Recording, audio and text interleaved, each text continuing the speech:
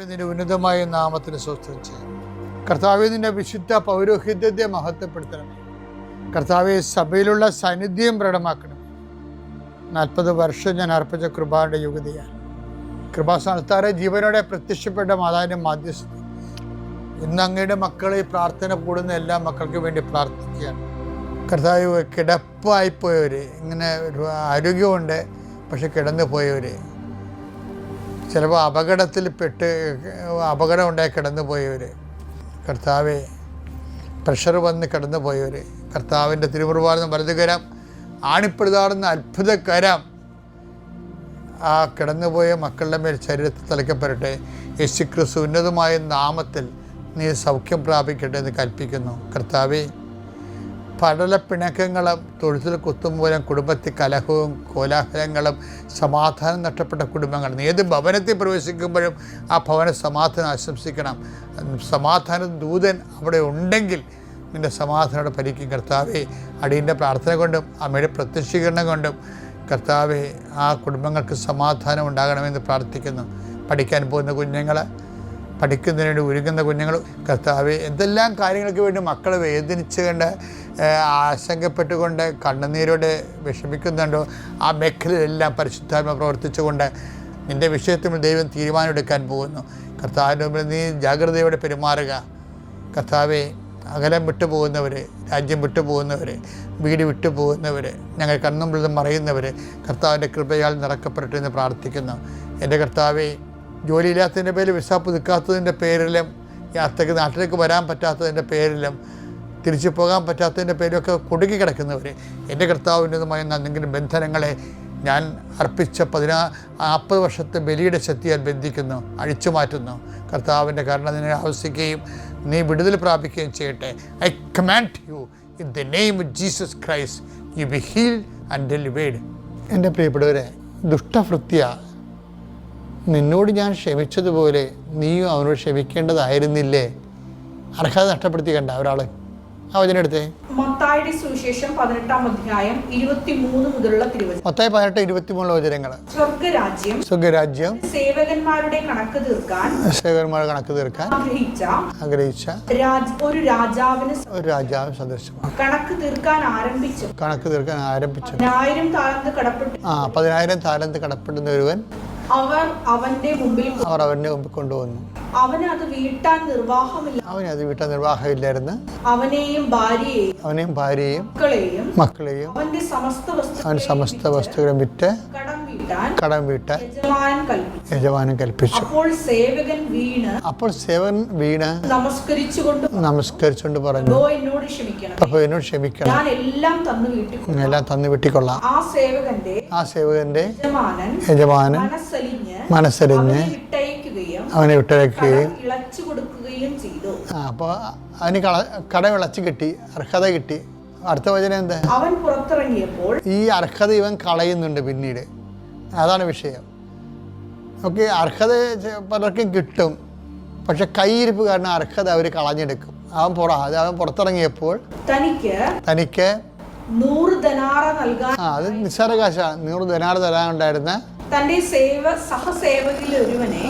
സഹസേവൻ ഒരുവനെ കണ്ടുമുട്ടി.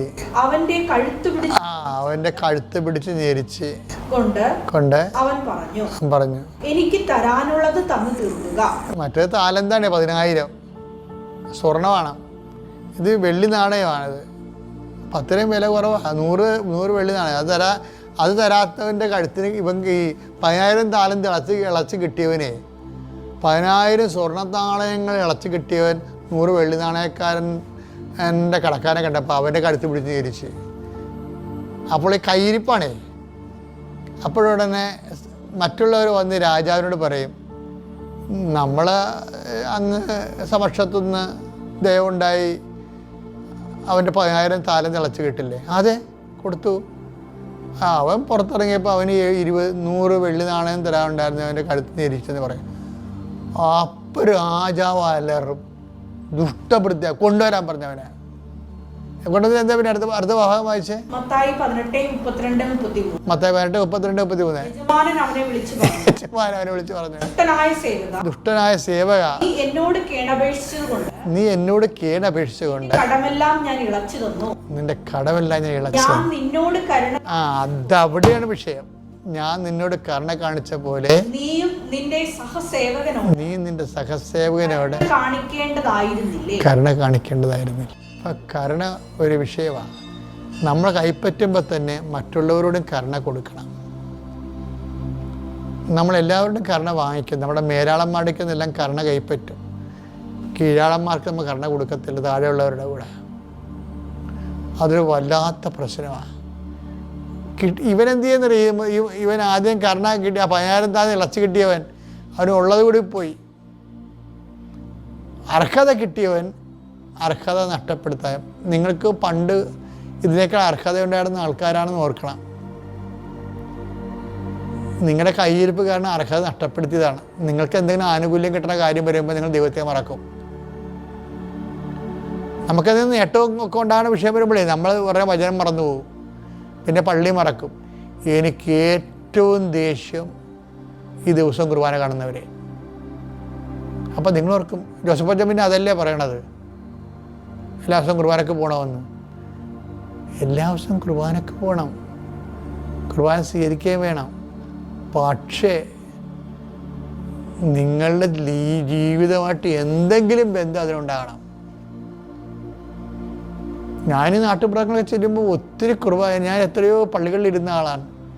യോ, എനിക്ക് ഈ ഓസ്തി മുറിച്ച് കപ്പേരുണ്ടല്ലോ, കപ്പേര് അവിടെ നിന്ന് ഒരു മെഷീൻ എടുത്തിട്ട് ഓസ്തി എല്ലാം ഇങ്ങനെ ഇരുന്നുകൊണ്ട് ഒറ്റക്ക് ഇരുന്നുകൊണ്ട് ഇങ്ങനെ ഓസ്തി, ചെറിയ ഓസ്തി, ഒരു വലിയ ഓസ്തിയാണ് നമുക്ക് കിട്ടണത്. അതിൽ നിന്ന് ചെറുതും വലുതും ഒക്കെ വെട്ടിയെടുക്കണം. വലുതിനെ വെട്ടിയെടുക്കണം, പിന്നെ ചെറിയ ബാക്കിയുള്ളതാണ് നമ്മൾ ചെറിയ ഓസ്തി ഉണ്ടാക്കിയിട്ട് കപ്പേര് ഇങ്ങനെ കൂട്ടി കൂട്ടി വെക്കും. ഇത് കാണുമ്പോൾ എനിക്ക് ചിരിയും വരും, ദേഷ്യവും വരും.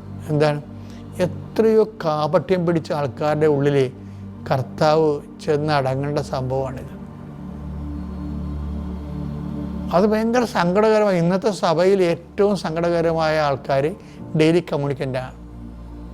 ദിവസം കുർബാന സ്വീകരിക്കുന്നവർ. അവർ സൂക്ഷിച്ചില്ലെങ്കിൽ അവർ ആ പണി വരുന്നുണ്ട്. എന്താ പ്രശ്നം വെച്ചാൽ നിങ്ങൾക്കറിയത്തില്ല നിങ്ങൾ എന്താണ് പാനം ചെയ്യണത്, ഭക്ഷിക്കണമെന്ന്. ബൈബിൾ പറയണത് ശിക്ഷാവിധി എന്നാണ് പറയണത്. ആ വചനെടുത്തേ, 1 കൊരിന്തോസ് 11:29. 1 കൊരിന്തോസ് 11:29. എന്തുകൊണ്ടെന്നാൽ ശരീരത്തെ വിവേചിച്ചറിയാതെ ഭക്ഷിക്കുകയും പാനം ചെയ്യുകയും ചെയ്യുന്നവൻ തന്റെ തന്നെ ശിക്ഷാവിധിയാണ് ഭക്ഷിക്കുന്നതും പാനം ചെയ്യുന്നത്. അപ്പം മനസ്സിലായില്ലേ? ശിക്ഷാവിധി ആൾക്കാരെ വായും പൊളിച്ച് വരുമ്പോൾ ഓർത്തേക്കണം, മിക്കവാറും ഇത് എൻ്റെ ശിക്ഷയ്ക്ക് അവസാനിക്കുമെന്ന്. അങ്ങനെ മനസ്സ് പറഞ്ഞാൽ പിന്നെ സ്വീകരിക്കരുത് നിങ്ങൾ. കാര്യം ദിവ്യകുർബാന എന്ന് പറയുമ്പോൾ നമ്മൾക്ക് പണ്ടൊരു വിശുദ്ധനുണ്ടായിരുന്നു. എനിക്ക് എപ്പോഴും എനിക്ക് ഇഷ്ടമുള്ള ആളയാൾ. അയാൾക്ക് 8 കിലോമീറ്റർ 8 മൈൽ നടക്കണം അങ്ങേരുടെ ഫാക്ടറി ജോലി ചെയ്യണം. അപ്പോൾ ഒരു ചോറ്റുപാത്രത്തിൽ ചപ്പാത്തിയും കൊണ്ട് പുള്ളി ഓടാതെ എത്തത്തില്ല അവിടെ വരെ. അപ്പോൾ പുള്ളിക്ക് ഭയങ്കര ഇഷ്ടമാണ് കുർബാന കൂടുന്നത്. പിന്നെ കുർബാനയുടെ സമയമാകുമ്പോൾ പുള്ളി പോണ സമയത്ത് പോയ വഴി പള്ളിയുണ്ട്, പക്ഷേ പള്ളി അടച്ചു പോകും. പുള്ളിക്ക് സങ്കടമാണ് കർത്താവിനെ കാണാൻ പറ്റാത്ത. അപ്പോൾ ഉടനെ അടക്കണ പള്ളിയിൽ ഓട്ടത്തിൽ ഈ പാത്രം കയറ്റി പിടിച്ചുകൊണ്ട് 2 മുട്ടും ദാനവാതിലെ. എന്നിട്ട് പറയും, കർത്താവ് മാട്ടും വന്നു കേട്ടാ, മാട്ടിന് സമയമില്ലെന്ന് എനിക്കറിയാമില്ല, മാട്ടും പോകണം. എനിക്ക് ഭയങ്കര ഇഷ്ടമാണത് കേൾക്കണത്. എന്ന് വെച്ചാൽ അങ്ങനെ പോയി ആ മനുഷ്യൻ വിശുദ്ധ മാട്ടിനായി. അപ്പം ദിവ്യകുർബാന ചുമ്മാ ഒരു 1/2 കിലോമീറ്റർ അകലെ നിന്ന് അടച്ചിട്ട പള്ളിയുടെ പുറത്ത് നിന്ന് നമുക്ക് വിശുദ്ധരാകാൻ പറ്റൂ. ആ സ്ഥലത്താണ് നീ ദിവസവും പോയി കുർബാന സ്വീകരിച്ച്.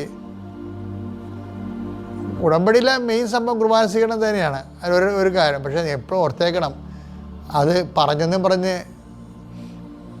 നമുക്ക് അർഹതയില്ലാത്തതാണെങ്കിൽ നമ്മൾ സ്വീകരിക്കരുത്. അതെപ്പോഴും ഓർത്തേക്കണം. അർഹത ഉണ്ടാക്കിയെടുക്കണം നമ്മൾ. പിതാവിൻ്റെയും പുത്രൻ്റെയും പരിശുദ്ധാത്മാവിൻ്റെയും നാമം.